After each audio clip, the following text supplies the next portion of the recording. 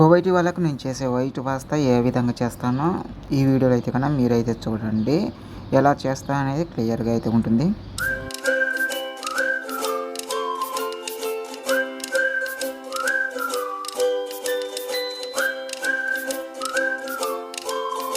నేను మీ కడప అబ్బాయి. చూడండి, ఈరోజు నేను కువైటీ వాళ్ళకి చేసే వైట్ పాస్తా ఏ విధంగా చేస్తానో చూడండి. ఇది వచ్చేసి వైట్ పాస్తా అంటే మక్రోనియా.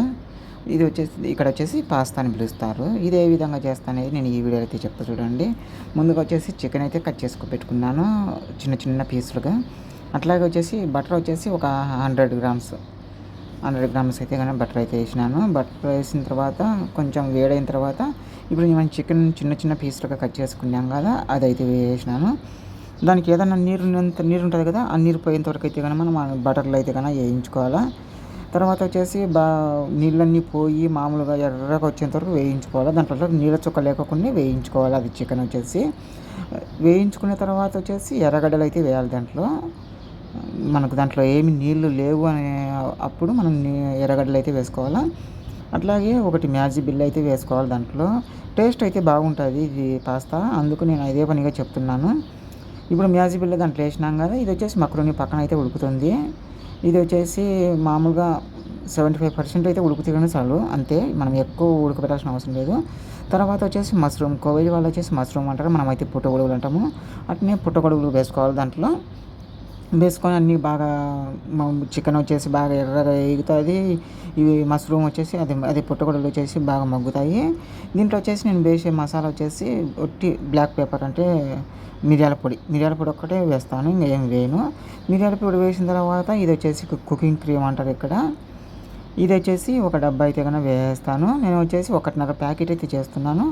ఈ డబ్బా వేసినాను కదా, ఈ డబ్బా వేసిన తర్వాత కొంచెం అదైతే కన్నా కొంచెం దాంట్లో మనము ఇది మక్రోని ఉడకబెట్టుకున్నాం కదా, ఆ నీళ్ళు ఒక 2 గంటల మీద వేసుకుంటే సరిపోతుంది.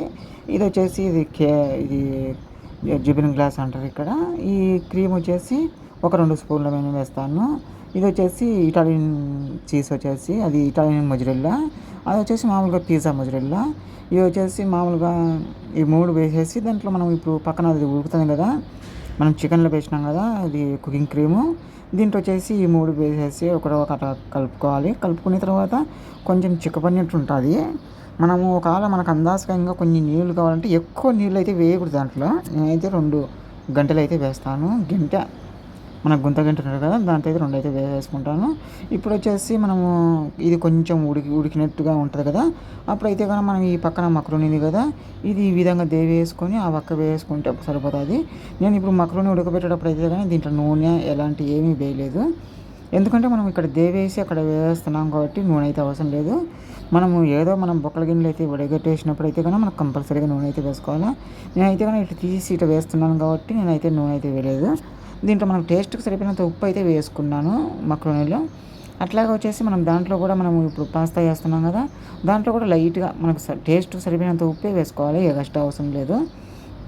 అట్లాగే ఇది చెప్పాను కదా పిజ్జా మొజరెల్లా, అది ఇటాలియన్ ఇది జిబిన్ గ్లాసు, ఈ 3 వేస్తే కన్నా బాగా టేస్ట్ అనేది మనకు బాగా అనిపిస్తుంది. నాకైతే నచ్చుతుంది, ఎవరికైనా నచ్చుతుంది. మామూలుగా కోవిడ్ వాళ్ళు బాగా ఇష్టంగా తింటారు. మన వాళ్ళంటే మనం తినం కాబట్టి సరిగ్గా, అందుకు నాకు నచ్చుతుంది అని చెప్తున్నాను.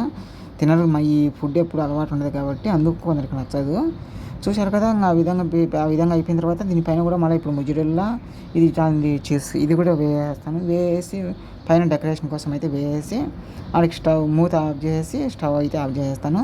చూశారు కదా, నా వీడియో నచ్చినట్లయితే లైక్ అయితే చేయండి, అలాగే ఛానల్ అయితే సబ్స్క్రైబ్ తీసుకోండి, కామెంట్ కూడా చేయండి. ప్రతి ఒక్కరైతే సపోర్ట్ అయితే చేయండి. నేను ఈ మధ్య ప్రతి ఒక్క వీడియోకి అయితే సపోర్ట్ అయితే చేస్తున్నారు, ఆ విధంగా వస్తుంది.